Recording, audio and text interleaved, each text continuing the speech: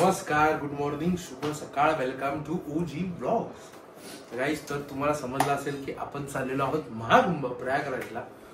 तर कुंभ एवढा स्पेशल आणि एवढा भव्य आणि एवढा मोठा काय, तर कुंभाचे 4 प्रकार असतात। एक असतो कुंभ, दुसरा असतो अर्धकुंभ, तिसरा असतो पूर्ण कुंभ आणि चौथा असतो महाकुंभ, जो या वर्षी। तर कुंभ म्हणजे जर तो 3 वर्षानंतर येतो, जो अर्धकुंभ आहे तो 6 वर्षानंतर येतो, जो पूर्ण कुंभ आहे तो 12 वर्षानंतर येतो आणि जो महाकुंभ आहे तो पूर्ण कुंभाचे 12 वर्ष असे 12 वेळा होतील, म्हणजे 144 वर्ष, तेव्हा येतो महाकुंभ। तर आता तुम्हाला मी सांगतो की महाकुंभ ह्याच्या आधी आलेला 1881 साली, आता नेक्स्ट जो येणार आहे म्हणजे आता 2025 मध्ये, आणि जो येणार आहे तो 2169 साली। समजतं तुम्हाला? म्हणजे खूप वर्ष, अजून 144 वर्ष। तर आता आपण बघणार आहोत की आपण निघालेलो कसं। तर आपण चालणार आहोत कारने। तर आपली कार आहे टाटा नेक्सॉन ऑटोमॅटिक आणि आम्ही 4 जण आहोत। तर सुरू करूया ओजी सोबत, ओजी ब्लॉग्स, आणि मी तुम्हाला घेऊन चाललोय प्रयागराजला। लेट्स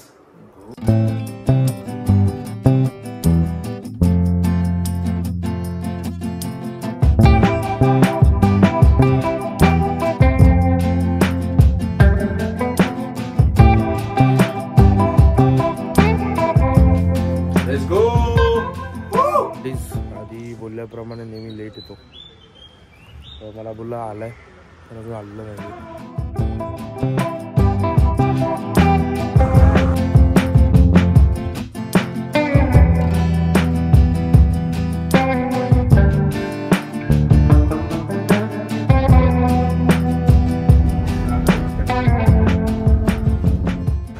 गाईस, आता आपण नाश्त्याला थांबलेलो आहोत आणि आपल्यासोबत आहेत आपले जुने मित्र।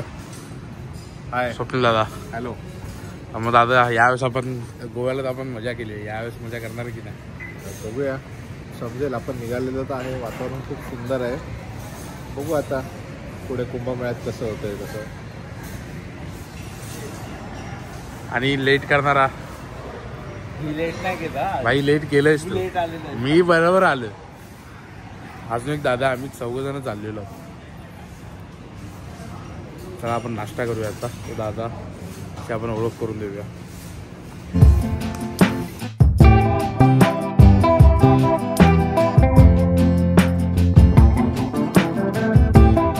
निखिल दादा, हॅलो।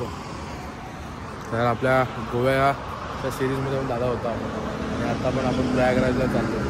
दादा काय असं महाकुंभला जातो आहे, एक्सायटेड आहे, बघूया आता। लवकरच आता नाश्ता झालेला आहे, आता आपण समृद्धीने पुढे नागपूरकडे जाणार। आणि आता आपला रूट कसा आहे जरा सांगू शकतोस का तू? रूट आता आपण बघूया, आता आपण एकदा डिसाईड करूया की पहिले आपल्याला अयोध्येला जायचं आहे की प्रयागराजला जाणार आहे, आपण बघूया की कसं पुढे हे करायचं। पण सध्या तरी आपण नागपूरपर्यंत तरी समृद्धीने जाणार आहोत, पुढचं आपण डिसाईड करू की कसं आहे जायचं ते। हॅलो भाई, डिस्टर्ब करू, फोनवर बोलतो मी। हेलो, मिर्जापुर में सिक्योरिटी का लगेगा, बंदोबस्त करके रखना। सिक्योरिटी मिर्जापुर नहीं होनी चाहिए। सम्राट बाळासाहेब ठाकरे महाराष्ट्र समृद्धी महामार्ग। फर्स्ट टाइम समृद्धी वरून चाललेलो आहोत। तर तुम्ही नाशिकच्या पुढे आलात, नाशिकच बोलतो सॉरी, इगतपुरीच्या पुढे आला का राईट मारल्यानंतर तर तुम्हाला नागपूर जायचं असेल तर तुम्ही या मार्गे जाऊ शकता। हा जो एक्सप्रेस हायवे ना, ज्या लोकांनी दुनियेत भरपूर रोडने ट्रॅव्हल केलेलं आहे त्यांचं असं म्हणणं आहे की हा हायवे ना त्या लेवलचा नसला तरी त्याच्या जस्ट खालचा आहे, म्हणजे तेवढं चांगलं लँडस्केपिंग आपल्याला या दिवसांमध्ये दिसू शकते। जर वेदर वगैरे क्लिअर असेल, जर तेवढं फॉगी नसेल तर आपल्याला त्या लेवलचं लँडस्केपिंग आणि त्या लेवलचा हायवे वगैरे दिसेल, म्हणजे हा एक ग्रेट एक्सपिरियन्स असेल हायवेवर।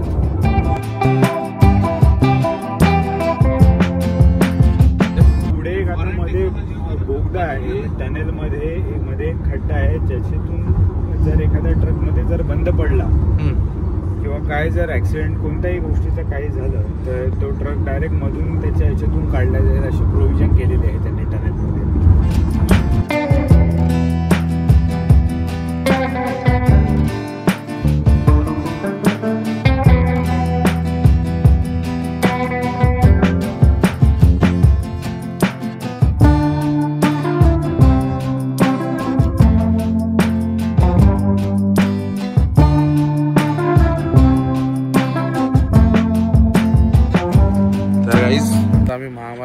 समृद्धी महामार्गावर थांबलोय. जर तुम्ही इकडे आलात येताना फुल पेट्रोल भरून ये. इकडे पेट्रोल खाणं पिणं खूप कमी आहे. खाणं बघा असं आहे एकदम साधं सिम्पल. असं मुंबई पुणे एक्सप्रेस सारखं फूड मॉल नाही आहे, नॉर्मल जेवण आहे. So please be aware. काय मित्र लेडीज टॉयलेटमध्ये जायला लागलाय तू? काय लाज शरम तिथे? अरे पण भाई लिहिलंय तिथे की भाई हे बघा लेडीज टॉयलेट लिहिलंय जा आणि एकदा बघून ये. प्रॉपर युरिन आले आतमध्ये. मी काय तुला येडा दिसतोय का? म्हणून नाहीतर काय.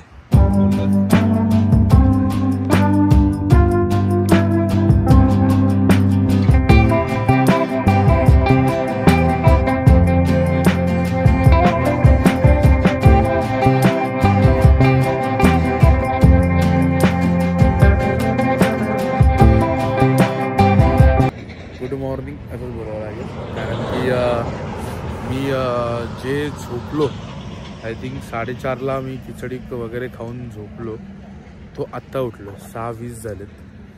डायरेक्ट एक 3-2 तासाची एक झोप मारलेली आहे मस्त. आता एकदम फ्रेश वाटते.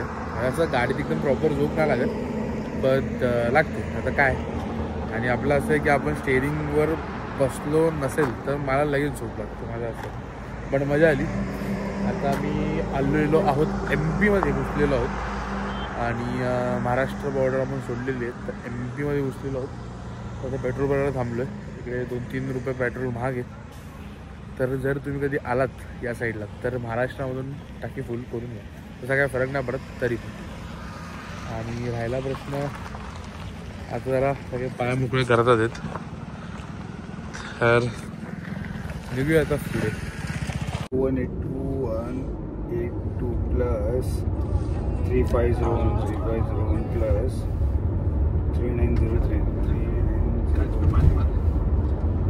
आज के आज भाई लोग अपन लोगों ने टोटल 9,500 रुपए का पेट्रोल फूक दिया है.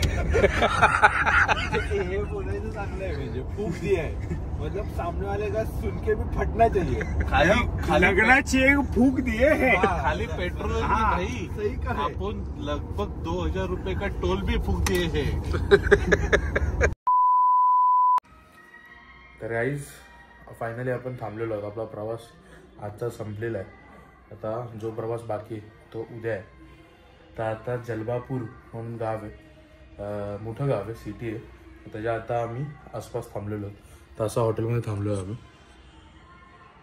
2 खाली बेड, 1 बेड, इथे वॉशरूम आहे आणि चांगला आहे, डिसेंट रूम आहे. आणि आम्हाला हा रूम 2500 रुपयाला पडला. हॉटेलचं नाव कृष्णनम रिसॉर्ट म्हणून आहे. तर हे गाईज तुम्ही तर आता बघितलं असेल आपण पोचलो आहोत जबलपूरमध्ये. जबलपूर ठाण्यापासून आहे 1070 किलोमीटर आणि आता बाकी आहेत फक्त 350 किलोमीटर. 350 किलोमीटर आपण पोहोचणार आहोत ऐतिहासिक भूमीमध्ये, महाकुंभमध्ये. 144 वर्षानंतर आलेला जो महाकुंभ आहे त्यामध्ये आपण पोहोचणार आहोत. आणि पुढचा ब्लॉग खूप इंटरेस्टिंग असणार आहे, खूप धमाल असणार आहे. तर पुढचा ब्लॉग बघायला विसरू नका. हा ब्लॉग कसा वाटला कमेंटमध्ये नक्की सांगा. लाईक करा, शेअर करा, सबस्क्राईब करा आणि बघत राहा ओजी सोबत ओजी ब्लॉग्स. बाय, गुड नाईट, शुभ रात्री.